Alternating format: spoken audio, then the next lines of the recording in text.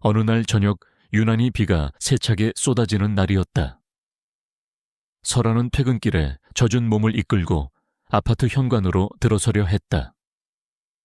그때 빗물에 흠뻑 젖어 작은 몸을 웅크리고 있는 새끼 고양이 한 마리를 발견했다. 고양이는 추위에 떨며 가느다란 울음소리를 내고 있었다. 설아는 잠시 망설였다. 자신의 삶조차 제대로 건사하기 힘든 처지였다. 하지만 축 늘어진 작은 생명을 외면할 수 없었다. 그녀는 조심스럽게 고양이를 품에 안았다. 고양이의 작은 심장이 그녀의 가슴팍에서 격렬하게 뛰는 것이 느껴졌다. 집으로 데려온 설아는 마른 수건으로 고양이의 젖은 털을 정성껏 닦아주고 남은 밥에 물을 말아 고양이에게 내주었다. 고양이는 허겁지겁 밥을 먹었고 설아는 그 모습을 보며 오랜만에 진심으로 미소 지었다. 작은 생명에게서 느껴지는 온기가 그녀의 얼어붙은 마음을 조금이나마 녹여주는 듯했다. 그녀는 고양이에게 봄이라는 이름을 지어주었다. 추운 겨울을 지나 봄을 맞이하라는 소망을 담아서. 봄이는 설아의 유일한 위안이자 작지만 소중한 친구가 되었다. 설아가 밥을 먹을 때면 봄이는 그녀의 발치에 앉아 조용히 그녀를 올려다보곤 했다. 그 눈빛은 그녀의 외로움을 가만히 어루만져주는 듯했다. 설에게는 아무에게도 말하지 않은 비밀이 있었다. 그녀의 방 한구석에는 낡고 오래된 나무 상자가 있었다. 상자 안에는 먼지 쌓인 스케치북과 빛바랜 연필들이 들어있었다. 스케치북에는 섬세하고 정교한 보석 디자인들이 가득했다. 반짝이는 보석들의 배치, 독특한 형태의 금속 세공, 그리고 그 속에 담긴 이야기들. 어릴 적부터 그녀는 그림을 그리는 것과 보석의 반짝임에 매료되어 있었다. 하지만 부모님은 그녀의 재능을 배부른 소리라며 무시했고 현실적인 삶을 살 것을 강요했다. 그녀의 꿈은 그렇게 깊은 상자 속에 봉인되었다. 그 꿈은 그녀에게는 현실에서 벗어날 수 있는 유일한 통로였다. 그녀는 종종 밤늦도록 몰래 스케치북을 펼쳐들고 새로운 디자인을 구상하곤 했다. 어두운 방 안에서 연필이 종이 위를 스치는 소리만이 들려왔다. 그 순간만큼은 그녀는 세상의 모든 시선과 기대로부터 자유로울 수 있었다. 상자 깊숙이 박힌 한 귀퉁이에는 다른 그림들과는 이질적인 어딘가 신비로운 문양이 그려진 작은 책 한 권이 놓여 있었다. 그것은 그녀의 할머니가 물려주신 것이었고 설아는 그 책의 의미를 알지 못했다. 그저 오래된 유물처럼 소중히 간직할 뿐이었다. 그녀의 손끝에는 어렴풋한 상처 자국이 남아있었다. 어릴 적 보석 세공을 흉내내다 생긴 작은 상처였지만 그것은 그녀의 숨겨진 재능과 열정을 상기시키는 흔적이었다. 남편인 진우조차도 그녀의 이런 숨겨진 면모에 대해서는 전혀 알지 못했다. 그는 그녀를 그저 평범하고 무능력한 아내로 치부했을 뿐이었다. 그의 눈에는 설아가 가진 작은 빛조차도 들어오지 않았다. 매일 아침 설아는 텅 빈 침실에서 깨어났다. 진우는 이미 새벽 일찍 출근하고 없었다. 그의 빈자리는 그녀의 마음속 공허함을 더욱 크게 만들었다. 그녀는 조용히 아침 식사를 준비했지만 먹는 둥 마는 둥 깨작거릴 뿐이었다. 식사를 마치면 설아는 습관처럼 창밖을 내다봤다. 거리는 바쁘게 움직이는 사람들로 북적였지만 그녀는 그 속에서 자신만이 멈춰 서 있는 듯한 기분을 느꼈다. 모두가 자신의 목적지를 향해 달려가는 동안 그녀는 어디로 가야 할지 무엇을 해야 할지 알지 못한 채 표류하는 작은 배 같았다. 삶은 그녀에게 끝없는 회색빛 터널처럼 느껴졌다. 탈출구는 보이지 않았고 희미한 빛조차 찾아볼 수 없었다. 그녀는 그저 매일을 살아내고 있을 뿐이었다. 진우는 설아를 대할 때마다 무심함과 경멸이 섞인 시선을 보냈다. 그는 설아가 자신의 삶에 어떤 가치도 더해주지 못한다고 생각했다. 저녁 식탁에서 설아가 조심스럽게 오늘 있었던 일을 이야기하려 하면 진우는 늘 휴대폰만 들여다보거나 건성으로 대답했다. 그의 무관심은 칼날처럼 설아의 심장을 찔렀다. 그녀는 점차 말을 잃어갔고 마음속 이야기는 더욱 깊이 숨겨졌다. 진우의 차가운 태도는 설아를 점점 더 위축되게 만들었다. 그녀는 자신을 쓸모없는 존재라고 여기기 시작했고 그 생각은 그녀의 내면을 잠식해 들어갔다. 그녀의 꿈과 열정은 그 차가운 시선 아래에서 서서히 시들어가는 듯했다. 어느 날 설아는 진우의 서재에서 우연히 한 장의 사진을 발견했다. 사진 속에는 진우와 젊고 화려한 여인이 다정하게 팔짱을 끼고 웃고 있었다. 설아는 그 여인이 누구인지 직감할 수 있었다. 그녀의 심장이 바닥으로 곤두박질 치는 듯했다. 손끝이 떨려왔고 눈앞이 흐려졌다. 그녀는 사진을 든 채 멍하니 서 있었다. 배신감과 슬픔, 그리고 자신이 얼마나 오랫동안 기만당해 왔는지에 대한 깨달음이 그녀를 집어삼켰다. 그날 밤 진우가 늦게 돌아왔을 때 설아는 차마 사진을 꺼내 보이지 못했다. 그녀는 그저 떨리는 목소리로 오늘 회사 일은 어땠어요? 라고 물었을 뿐이었다. 진우는 대충 늘 그렇지 뭐 라고 대답하고는 곧장 서재로 들어갔다. 설아는 그의 뒷모습을 바라보며 말없이 눈물을 흘렸다. 그녀의 세상이 조금씩 무너져 내리는 소리가 들리는 듯했다. 그녀의 마음속 깊은 곳에서는 무언가 깨어나는 듯한 작은 파동이 일었다. 그것은 절망과 함께 찾아온 아주 미약하지만 분명한 변화의 씨앗이었다. 한진우의 목소리는 차갑고 단호했다. 설아의 심장은 얼음장처럼 차갑게 식어가는 것을 느꼈다. 늦은 밤 거실에 희미한 조명 아래서 진우는 그녀에게 한 장의 서류를 내밀었다. 그것은 이혼 서류였다. 진우는 설아가 사진 속 여인의 존재를 알게 된 것을 이미 눈치챈 듯했다. 그의 얼굴에는 일말의 미안함조차 없었다. 오히려 그는 짐짓 피곤한 표정을 지으며 이 모든 상황이 설아 때문인 양모라 같다. 설아 씨, 우린 더 이상 함께할 수 없어. 당신은 내가 원하는 아내상이 아니야. 진우의 말은 비수처럼 설아의 가슴을 꿰뚫었다. 그는 설아가 세상 물정 모르고 내 사업에 아무런 도움도 되지 않는 사람이라고 비난했다. 당신은 아무 가치도 없는 존재야.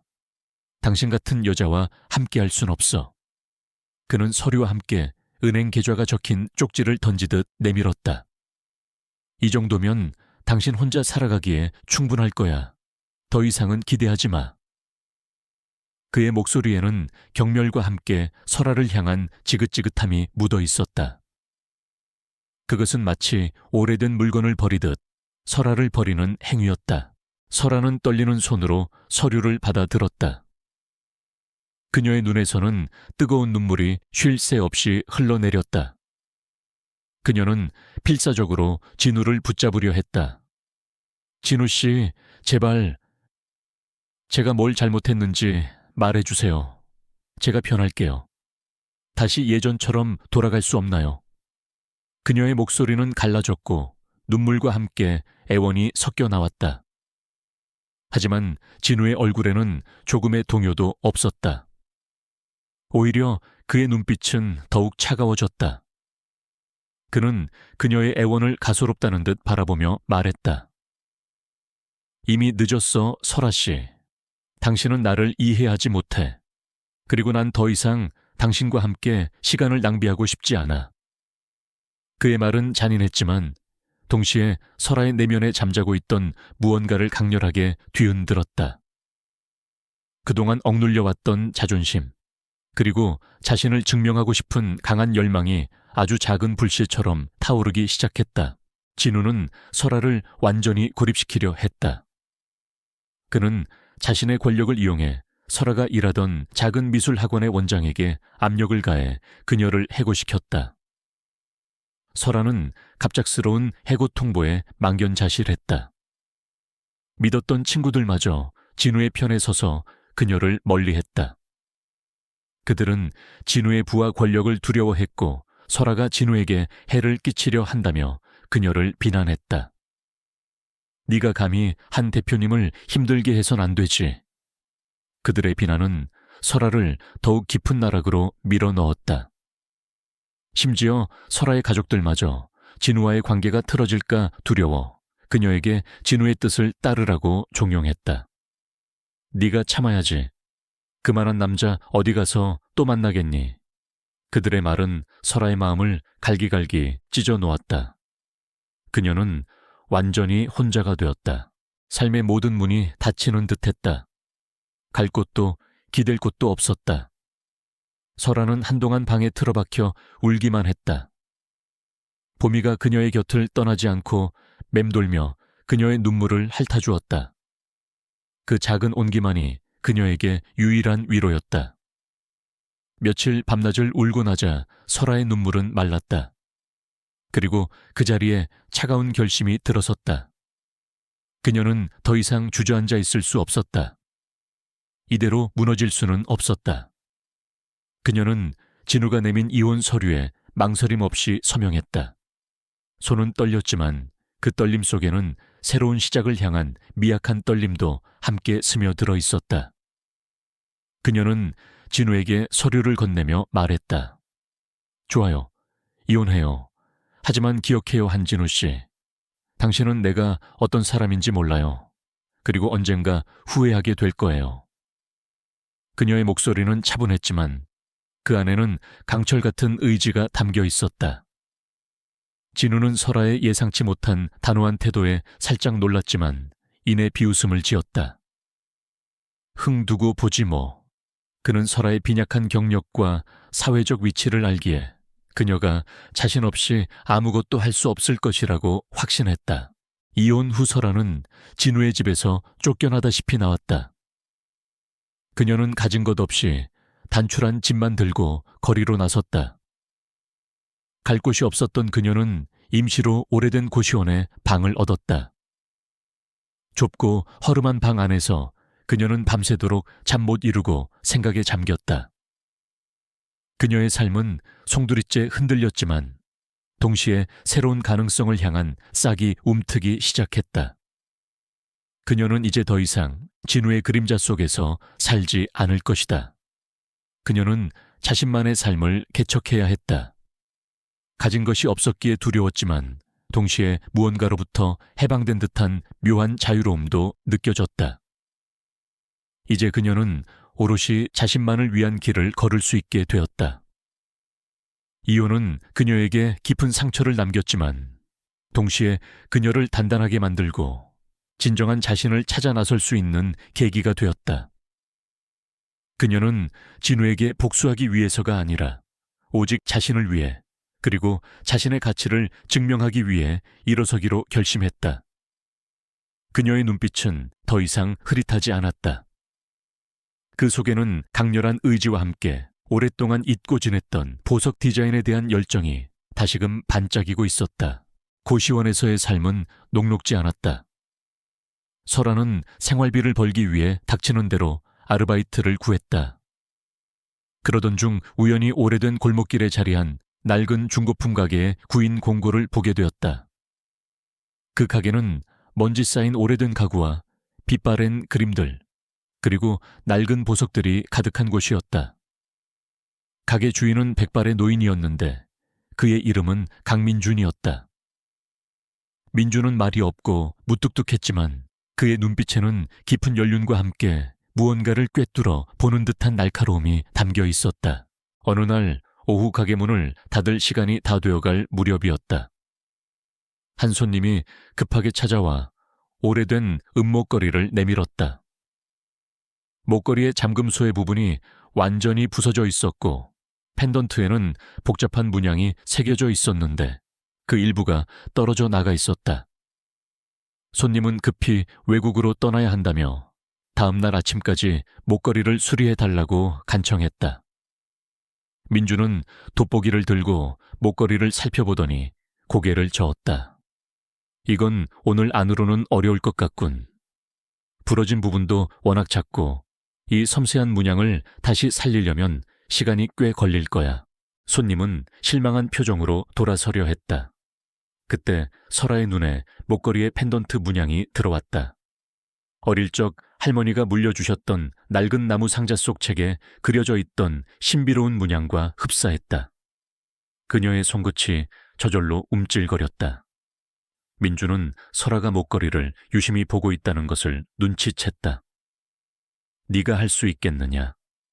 민준의 짧은 질문에 설아는 자신도 모르게 고개를 끄덕였다. 그녀의 심장이 빠르게 뛰기 시작했다. 설아는 망설임 없이 작업 도구들을 가져왔다. 손님에게 양해를 구하고 목걸이를 자세히 살펴보았다. 그녀는 부러진 잠금소의 부분을 조심스럽게 연결하고 떨어진 펜던트의 문양 조각을 찾아냈다. 문제는 그 조각을 어떻게 원래의 문양과 완벽하게 일치시키느냐 하는 것이었다. 설아는 어린 시절부터 스케치북에 그려왔던 수많은 보석 디자인들을 떠올렸다. 그녀의 손은 마치 오랜 시간 기다려왔다는 듯이 능숙하게 움직였다. 돋보기를 낀 채 작은 조각을 섬세하게 다듬고 접착제를 이용해 원래의 문양에 맞춰 조심스럽게 붙여나갔다. 그녀의 눈은 빛났고 그 순간만큼은 세상의 모든 소음이 사라진 듯했다. 오직 목걸이와 그녀 자신만이 존재했다. 민주는 설아의 뒤에서 말없이 그녀의 손놀림을 지켜보고 있었다. 그의 눈빛에는 호기심과 함께 놀라움이 스쳐 지나갔다. 설아는 단순한 수리를 넘어 떨어진 조각을 새로운 시각으로 재해석하여 원래의 문양에 독특한 생명력을 불어넣었다. 그녀는 작은 보석 조각 하나를 추가하여 펜던트의 문양을 더욱 입체적이고 아름답게 만들었다. 그것은 단순히 고치는 것을 넘어 하나의 예술 작품으로 재탄생시키는 행위였다. 마침내 새벽녘 목걸이는 완벽하게 수리되었다. 펜던트의 문양은 이전보다 더욱 빛나고 섬세해 보였다. 설아는 옅은 미소를 지으며 목걸이를 내려놓았다. 민주는 목걸이를 들어 꼼꼼히 살펴보더니 이내 깊은 감탄사를 내뱉었다. 대단하군. 자네 이런 재능을 어디 숨겨두고 있었나? 그의 목소리에는 진심 어린 칭찬이 담겨 있었다. 그는 설에게서 보석에 대한 천부적인 감각과 탁월한 기술을 발견한 것이다. 민주는 한때 업계에서 이름을 날리던 보석 세공 장인이었지만 건강 문제로 은퇴하여 조용히 중고품 가게를 운영하고 있었다. 그는 설아의 손에서 빛을 발하는 보석을 보며 자신의 오랜 꿈이 다시 피어나는 듯한 기분을 느꼈다. 설아 양 내 밑에서 제대로 배워볼 생각 없나? 자네의 재능을 이대로 썩히는 건 죄악이야. 민준의 제안은 설아에게 한 줄기 빛과 같았다.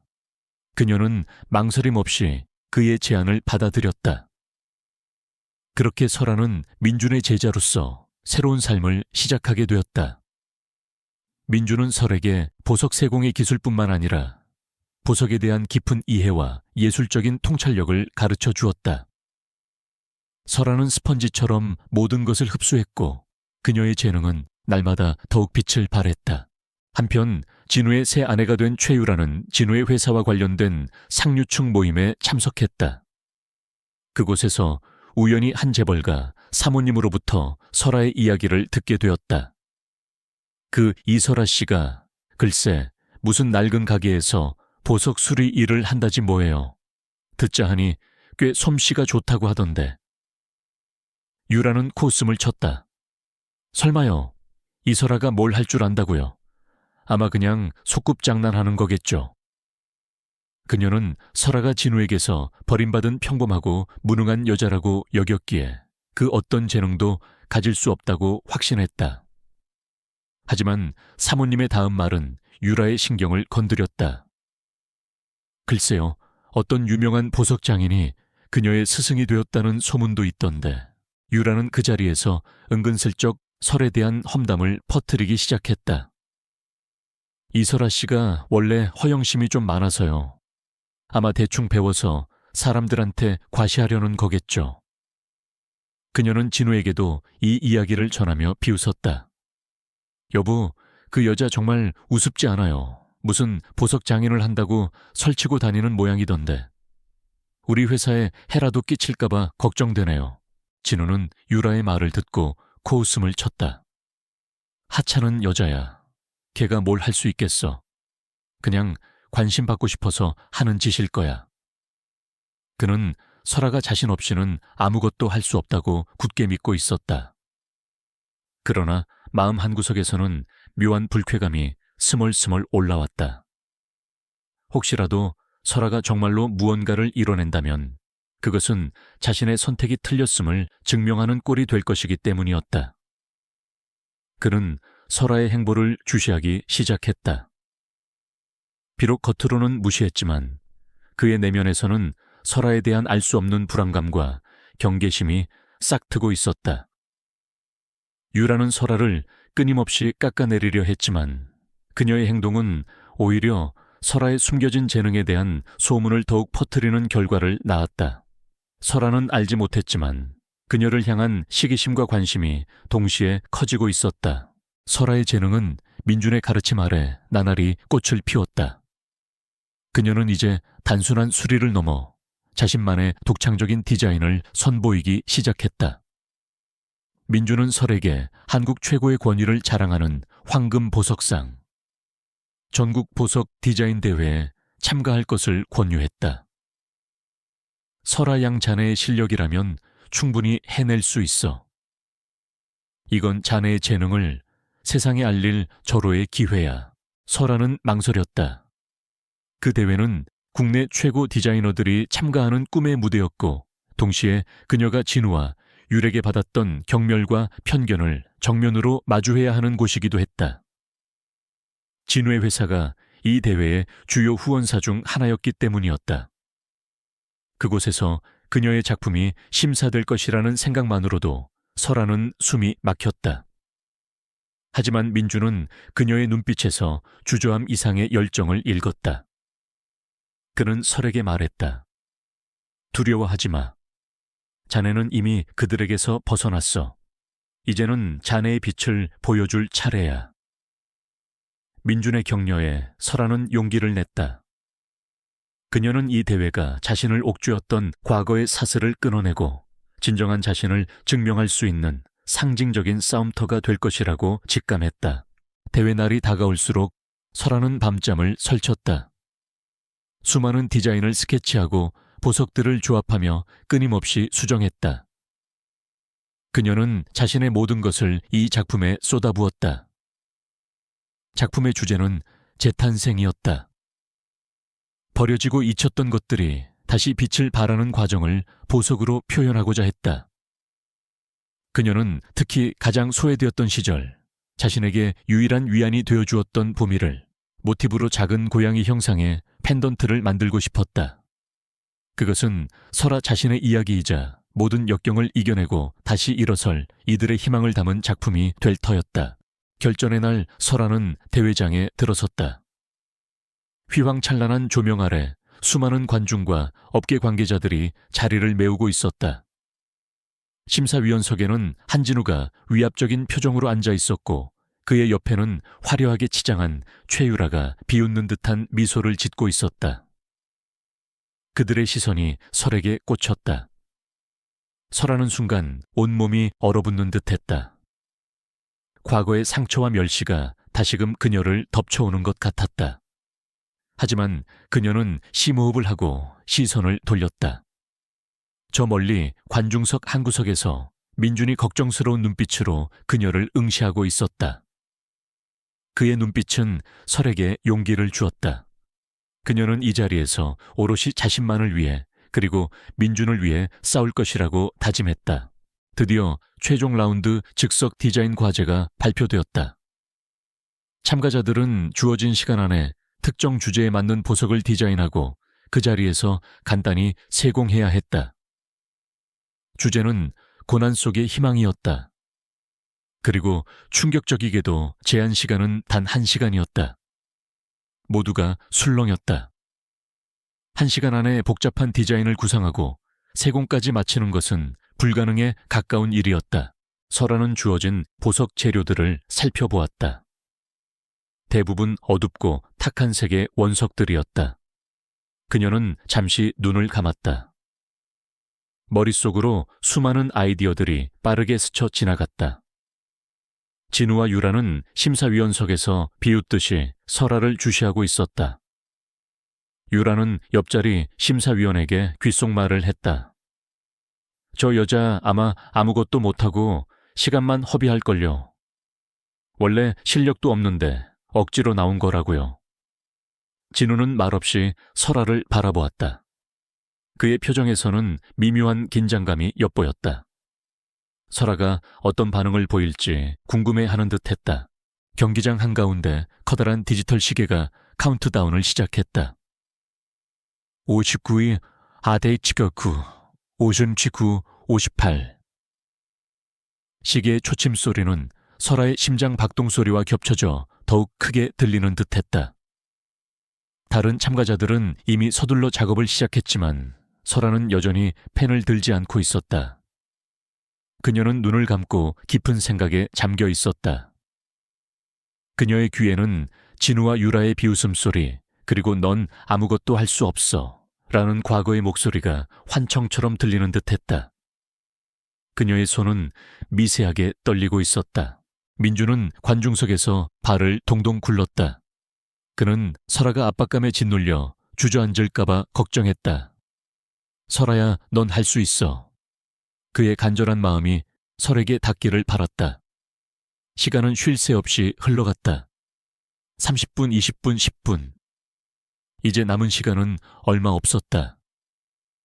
모두가 설아가 포기할 것이라고 생각했다. 심지어 진우와 유라의 얼굴에는 승리감마저 떠올랐다. 그 순간 설아는 천천히 눈을 떴다. 그녀의 눈빛은 더 이상 흔들리지 않았다. 오히려 그 어느 때보다 강렬한 빛을 띠고 있었다. 그녀는 갑자기 모든 망설임을 떨쳐내고 펜을 잡았다. 그녀의 손은 거침없이 스케치북 위를 움직였다. 어둡고 탁한 원석들 사이에서 한 줄기 빛을 찾아내는 듯한 기하학적인 문양, 그리고 그 빛을 품고 피어나는 작은 꽃잎 형상의 디자인이 빠르게 완성되었다. 그녀는 자신의 내면에 갇혀 있던 모든 열정과 영감을 쏟아부었다. 주어진 재료들의 한계를 뛰어넘어 그들 속에서 숨겨진 아름다움을 이끌어내는 데 집중했다. 그녀는 이제 더 이상 다른 사람들의 시선이나 평가에 연연하지 않았다. 오직 자신의 예술에만 몰두했다. 남은 시간은 5분. 설아의 손놀림은 더욱 빨라지고 정확해졌다. 그녀는 스케치한 디자인을 바탕으로 주어진 어두운 원석들을 능숙하게 다듬고 가느다란 은선으로 섬세한 형태를 만들어 나갔다. 망치질 소리, 핀셋이 보석을 짚는 미세한 소리, 그리고 그녀의 가쁜 숨소리만이 작업 공간을 채웠다. 관중들은 숨을 죽이고 그녀의 움직임을 지켜보았다. 설아의 얼굴에는 땀방울이 송골송골 맺혔지만 그녀의 눈빛은 흔들림 없는 집중으로 가득했다.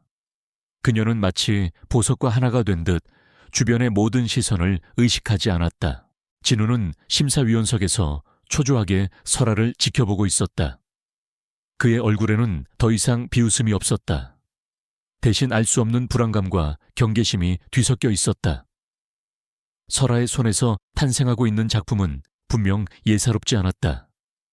최유라는 옆에서 끊임없이 속삭였다. 설마 저 여자가 진짜 뭘 하겠어요. 분명 어설플 거예요. 하지만 유라의 목소리에도 불안감이 섞여 있었다. 설아는 마지막으로 가장 중요한 작업을 시작했다. 그녀가 선택한 메인 보석은 투명하지만 어두운 빛을 띠는 작은 원석이었다. 그녀는 그것을 조심스럽게 다듬어 빛을 투과시켰을 때 무지갯빛이 은은하게 퍼져 나오도록 만들었다. 그리고 그것을 섬세하게 조각된 은빛 꽃잎 중앙에 조심스럽게 올렸다. 그녀의 손끝에서 어두운 원석은 고난 속에서 피어나는 희망의 빛을 상징하는 존재로 변모하고 있었다. 시간은 1분 남짓. 설아는 거의 모든 작업을 마쳤다. 그때였다. 그녀의 손에서 미끄러져 은빛 꽃잎 위에 막 고정시키려던 마지막 보석, 가장 작은 무지갯빛 원석이 바닥으로 떨어져 나갔다. 작고 영롱한 빛을 내던 보석은 차가운 마루 위를 굴러 테이블 아래로 사라졌다. 젠장 민주는 관중석에서 작은 탄식을 내뱉었다. 설아의 얼굴이 하얗게 질렸다. 그녀의 심장이 철렁 내려앉았다. 지금 다시 보석을 찾아 조립하기에는 시간이 너무 촉박했다. 동공이 흔들렸다. 모든 것이 수포로 돌아가는 듯한 절망감이 그녀를 덮쳤다. 진우와 유라의 입계는 비웃음이 번졌다. 거봐, 역시 안 될 줄 알았어. 유라가 속삭였다. 그 순간 설아는 이를 악물었다. 그녀는 눈을 감고 깊은 숨을 들이마셨다. 포기할 수 없어. 절대 여기서 무너질 수 없어. 그녀는 눈을 번쩍 떴다. 그녀의 시선은 바닥이 아닌 완성 직전의 작품에 고정되었다. 그리고 그녀는 믿을 수 없는 선택을 했다. 그녀는 떨어진 보석을 찾는 대신 다른 탁한 원석 하나를 재빨리 집어들었다. 그녀의 손은 망설임 없이 움직였다. 기존 디자인을 수정하여 떨어진 보석의 자리에 그 탁한 원석을 예상치 못한 방식으로 하지만 완벽하게 조화롭게 배치했다. 그녀는 어둠 속에서 빛을 찾는 대신 어둠 자체를 예술의 일부로 승화시키는 길을 택한 것이다. 그 탁한 원석은 이제 작품 전체의 어두운 배경 속에서 오히려 희망의 빛을 더욱 부각시키는 역할을 하게 되었다. 9, 8 카운트다운이 울려 퍼졌다. 설아는 마지막으로 작품을 다듬었다. 그녀의 손끝은 정교했고 그녀의 눈빛은 강렬했다. 3, 2, 1 시간 종료. 심사위원장의 목소리가 울려 퍼졌다. 설아는 깊은 숨을 내쉬며 작품을 테이블 위에 내려놓았다. 그녀의 이마에서는 땀이 비오듯 흘러내렸지만 그녀의 얼굴에는 후련함과 함께 자부심이 어려 있었다. 관중들은 설아의 작품을 향해 시선을 집중했다. 처음에는 여기저기서 웅성거림이 들렸다. 뭐야, 저건 미완성 아닌가? 다른 참가자들보다 단순해 보이는데. 하지만 이내 웅성거림은 놀라움과 감탄사로 바뀌었다. 그들의 눈앞에는 어둠과 빛이 완벽하게 조화된 하나의 스토리를 담은 듯한 보석 작품이 놓여 있었다. 작품은 예상치 못한 방식으로 탁한 원석들을 활용하여 고난 속의 희망이라는 주제를 강렬하게 표현하고 있었다. 특히 빛을 투과시켰을 때 어두운 원석들 사이에서 무지갯빛이 은은하게 피어오르는 모습은 마치 절망 속에서 피어나는 희망의 불씨 같았다. 심사위원들이 설아의 작품 앞으로 다가왔다. 그들은 돋보기를 들고 작품을 꼼꼼히 살펴보았다. 진우의 얼굴에는 놀라움과 함께 알 수 없는 혼란이 스쳐 지나갔다. 그는 믿을 수 없다는 듯 작품을 바라보았다. 설아가 이토록 뛰어난 재능을 가지고 있었다니. 그가 알던 설아는 분명 아무것도 할 수 없는 존재였다. 유라의 얼굴은 창백해졌다. 그녀는 자신의 예상과 너무나 다른 결과에 당황했다. 심사위원장은 잠시 침묵하더니 이내 감탄사를 터뜨렸다. 이 작품은 정말 놀랍습니다. 어둠 속에서 빛을 찾으려 한 것이 아니라 어둠 자체를 희망의 배경으로 삼았습니다. 이 탁월한 발상과 섬세한 세공은 실로 예술의 경지입니다. 그의 극찬에 다른 심사위원들도 고개를 끄덕였다. 진우는 이를 악물었다. 그의 오만함과 편견이 산산조각 나는 순간이었다. 그가 버린 여자가 그의 눈앞에서 그 누구도 예상치 못한 방식으로 빛을 발하고 있었다. 그의 마음속에서는 뒤늦은 후회와 함께 강렬한 질투가 치솟았다. 최종 심사 결과가 발표되었다. 대상 이설아 디자이너의 작품 어둠 속의 새벽. 심사위원장의 목소리가 경기장에 울려 퍼지자 관중석에서는 우레와 같은 박수와 환호성이 터져 나왔다. 사람들은 자리에서 일어나 설에게 기립박수를 보냈다. 그들의 얼굴에는 존경과 경외심이 가득했다. 설아는 뜨거운 눈물을 흘렸다. 그것은 슬픔의 눈물이 아니라 그동안의 고통과 노력이 마침내 결실을 맺은 기쁨의 눈물이었다. 그녀는 무대 위로 올라가 트로피를 받아 들었다. 그녀의 작품은 단순한 보석이 아니라 그녀 자신의 이야기이자 모든 이들에게 희망을 전하는 메시지였다. 진우는 차마 설아의 얼굴을 똑바로 쳐다볼 수 없었다. 그의 시선은 바닥을 향했다. 그가 버린 가치 없는 존재가 온 세상의 찬사를 받으며 우뚝 서 있었다. 유라는 분노와 질투심에 몸을 떨었다. 그녀의 모든 악의적인 행동들이 결국 설아를 더욱 빛나게 만들었음을 깨달았기 때문이었다. 민주는 관중석에서 두 손을 모아 박수를 치고 있었다. 그의 얼굴에는 자랑스러움과 함께 따뜻한 미소가 번져 있었다. 설아는 그를 향해 고개 숙여 감사했다. 그녀는 마침내 자신의 가치를 세상에 증명했다. 그녀의 승리는 개인적인 복수가 아니라 그녀 자신을 향한 깊은 사랑과 치유의 과정이었다. 설아의 우승 소식은 들불처럼 빠르게 퍼져나갔다. 그녀의 작품 어둠 속의 새벽은 단순한 보석이 아닌 깊은 이야기와 강렬한 메시지를 담고 있다는 평가를 받았다. 언론에서는 그녀의 드라마틱한 인생 역전 스토리를 앞다투어 보도했고, 설아는 순식간에 한국 보석 디자인 업계에서 가장 주목받는 인물로 떠올랐다. 유명 보석 브랜드들에서 협업 제안이 쇄도했고, 그녀의 디자인을 원하는 고객들의 문의가 끊이지 않았다. 하지만 설아는 조급해하지 않았다. 그녀는 자신의 속도에 맞춰 진정으로 의미 있는 작품을 만들고 싶었다. 한편 한진우의 상황은 나락으로 치닫고 있었다.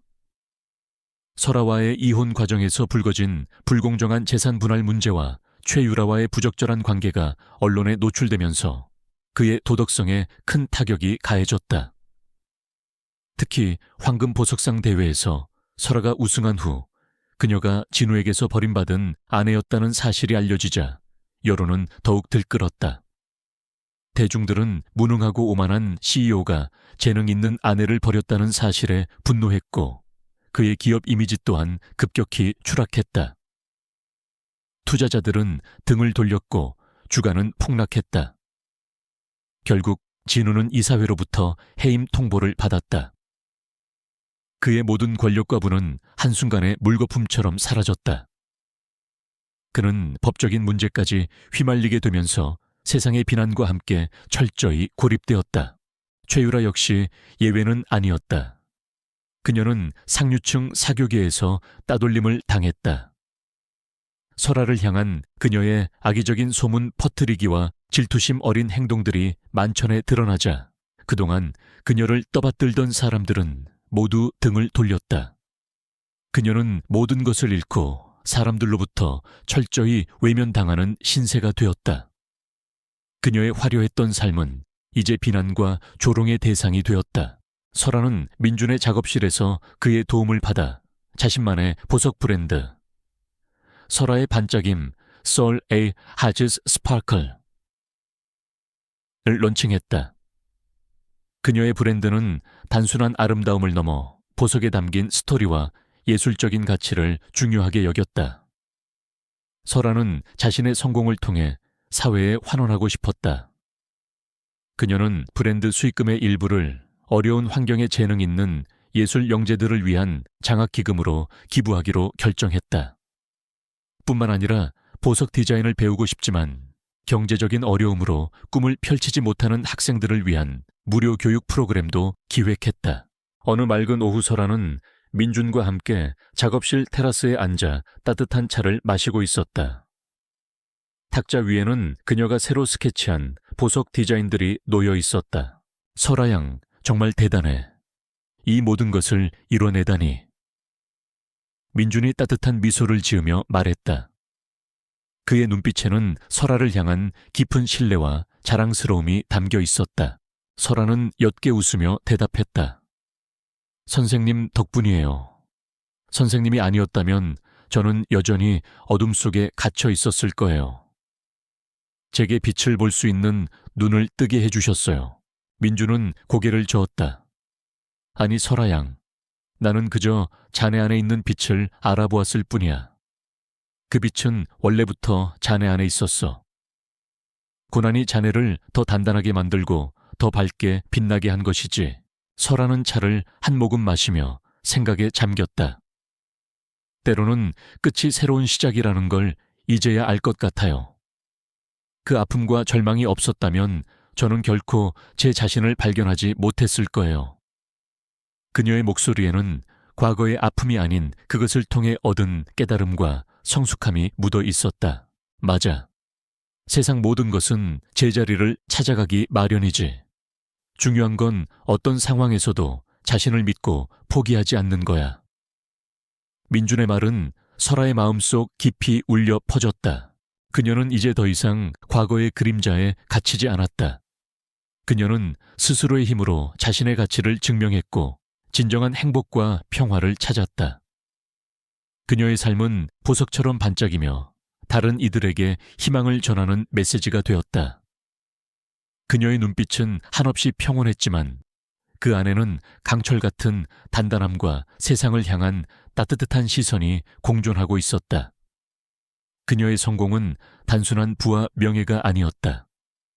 그것은 진정한 자아를 찾아 떠난 여정의 아름다운 결실이었다. 시간은 흘러 설아는 이제 대한민국을 대표하는 주얼리 디자이너로 확고히 자리매김했다. 그녀의 브랜드 설아의 반짝임은 단순한 상업적 성공을 넘어 사회적 가치를 창출하는 기업으로 명성을 얻었다. 그녀의 삶은 과거의 잿빛 그림자에서 벗어나 찬란한 빛으로 가득 찬 한 폭의 예술 작품이 되었다. 그녀는 더 이상 누군가의 아내나 버림받은 여자가 아니었다. 오롯이 이설아라는 이름으로 빛나고 있었다. 그녀는 고난 속에서도 굴하지 않고 피어난 아름다운 꽃처럼 많은 이들에게 영감과 희망을 선사하는 존재가 되었다. 설아는 자신이 직접 디자인한 작품들로 가득 찬 햇살 가득한 작업실에서 살고 있었다. 벽에는 그녀의 초기 스케치부터 어둠 속의 새벽에 이르기까지 그녀의 성장을 보여주는 작품들이 걸려 있었다. 창밖으로는 그녀가 직접 가꾼 작은 정원이 보였다. 사계절 내내 다채로운 꽃들이 피어나 그녀의 삶처럼 아름다운 색채를 뽐냈다. 그녀의 발치에는 이제 늠름한 성묘가 된 보미가 따뜻한 햇살을 받으며 단잠에 빠져 있었다. 보미의 부드러운 털을 쓰다듬을 때마다 설아는 자신이 처음으로 작은 생명에게 온기를 나누어 주었던 그 비 오는 날을 떠올렸다. 그 작은 행동이 그녀의 삶을 어떻게 변화시켰는지 생각하며 그녀는 조용히 미소 지었다. 어느 가을날 오후 설아는 강단에 서 있었다. 그녀의 앞에는 초롱초롱한 눈빛으로 자신을 바라보는 수십 명의 어린 학생들이 앉아 있었다. 그들은 모두 그녀의 설아의 반짝임 재단이 운영하는 희망 보석 공방에서 디자인을 배우는 학생들이었다. 설아는 자신의 경험을 바탕으로 꿈을 포기하지 않는 용기와 자신을 믿는 힘에 대해 이야기했다. 여러분, 보석은 그 자체로도 아름답지만 그 속에 어떤 의미와 이야기를 담느냐에 따라 더욱 빛나는 존재가 됩니다. 우리의 삶도 마찬가지예요. 때로는 어둡고 탁한 원석처럼 보일지라도 그 안에는 반드시 빛나는 잠재력이 숨어 있어요. 중요한 것은 그 빛을 발견하고 자신만의 방식으로 갈고 닦아 세상에 드러내는 것입니다. 강의가 끝나자 학생들은 우레와 같은 박수와 함께 질문을 쏟아냈다. 설아는 한 명 한 명 눈을 맞추며 진심 어린 조언을 해주었다. 그녀의 눈빛은 따뜻했고 목소리에는 단단한 확신이 담겨 있었다. 그녀는 단순히 디자인을 가르치는 것을 넘어 아이들에게 꿈을 꾸는 법과 좌절 속에서도 희망을 찾는 법을 알려주고 있었다. 몇 달 후 설아는 새로운 프로젝트의 시작을 알리는 기념식에 참여했다. 그녀의 재단이 전액 후원하여 건립된 새싹 미술관의 개관식이었다. 이 미술관은 예술적 재능은 있지만 어려운 형편 때문에 꿈을 펼치지 못하는 아이들을 위한 공간이었다. 미술관 입구에는 설아가 직접 디자인한 고난 속에서 피어나는 연꽃을 형상화한 대형 조형물이 세워져 있었다. 개관을 축하하는 수많은 사람들과 언론 기자들이 모인 가운데 설아는 환한 미소를 지으며 빨간 리본을 잘랐다. 그녀의 옆에는 민준이 자랑스러운 표정으로 서서 그녀를 지켜보고 있었다. 기념식이 끝난 후 설아는 홀로 미술관 안을 거닐었다. 어린아이들이 그린 그림들과 조각품들이 벽과 진열장을 가득 채우고 있었다. 그녀는 아이들의 작품을 하나하나 유심히 살펴보았다. 그 속에서 그녀는 순수한 열정과 무한한 가능성을 보았다. 그녀는 자신의 성공이 단지 개인적인 영광으로 끝나지 않고 더 많은 사람들에게 선한 영향력을 줄 수 있게 되어 진심으로 행복했다. 미술관 가장 깊숙한 곳 조용한 전시장 한가운데에는 그녀의 대표작 어둠 속의 새벽기 유리 케이스 안에 고이 전시되어 있었다. 작품은 은은한 조명 아래서 더욱 영롱하게 빛나고 있었다. 설아는 그 작품을 한참 동안 바라보았다.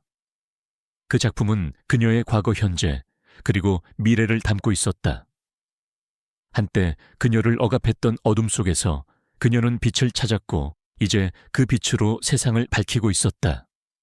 그녀의 삶은 그 자체로 하나의 빛나는 보석이었다.